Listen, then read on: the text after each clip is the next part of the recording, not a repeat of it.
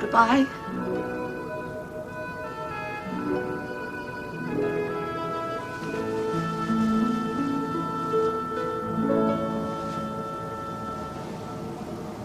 She just walked away from this Midlands motel to sail off on the QE2. Never a storyline prior to that of her being fed up or wanting to change her life. I'm going to wind up my interest in the Crossroads Motel. I'm looking for a buyer. Someone prepared to take over the entire operation at the end of the next financial year, April. Would you be interested in adding the Crossroads Motel to your financial and catering group? I won't shilly-shally, David. That's not my line. On the face of it, your proposition interests me. How soon can you let me have the figures? Today. I'll bring the file over to your chalet myself. Fine. How does Meg feel about this? She doesn't know yet. Well, she'll probably make a fuss at first. But once she gets used to the idea, she'll probably enjoy the change. Supposing she doesn't want to change and decides to stop the sale? She can't. I'm the majority shareholder. If I decide to sell, nobody can do a thing about it. 7 years. It's a long time to look ahead. Do you think you'll still be here then, Meg? Why not? Why should we be? We're very happy here.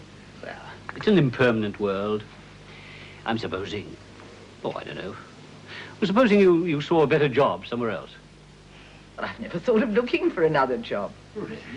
I mean, if the motel were to change hands, then you might have to think about the future. Just a minute, J. Henry. Is David thinking of selling out to you? Really, Meg? I mean, wouldn't that be something between you and him first? This business of the motel. He's obviously been planning it for quite some time. I'm sorry, I don't suppose you want to discuss it in Oh, front no, of no, Jimmy. no, it doesn't matter at all. I mean, it'll soon be public knowledge. David has been preparing to sell the motel without bothering to mention it to his fellow directors. Now, why all the secrecy? I'm really embarrassed to have to admit this, but he hasn't breathed a word to me about it. I'm afraid I've some bad news for you, Meg. I have to go to Guernsey tonight. You what? I'm sorry, my aunt rang. There's a crisis. I have to go and sort it out. Have you indeed? What about the crisis here? Wait a minute. This thing hit me out of the blue. I'm afraid I don't have a choice. That is precisely what you do have, David. Is that supposed to be some sort of ultimatum? If you like to look at it that way, yes. I'm sorry, David, but it looks very much as though you and I have come to the parting of the ways. I thought you might be a bit squeamish. I've been revising my will. Why? Well, after Sandy died and I made those changes, the solicitors said there were better arrangements, but I didn't have the heart for it then. I had lunch with him today. And? It wasn't as bad as I'd feared. It's a great weight off my mind. Well, I'm glad. Why this sudden interest in giving away your money? Told you I'm being practical. Not morbid. If the motel is sold from underneath me, as it almost was, the value could be higher still. Mum, is anything wrong? Jill, I'll never be a majority shareholder in Crossroads again. I can't see myself buying David out.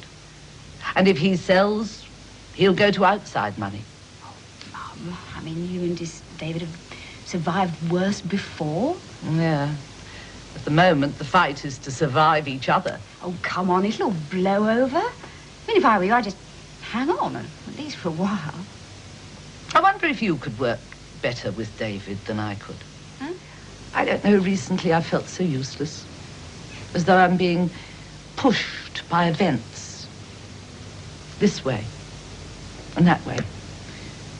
At least I've done something practical, even though it is just a formal document.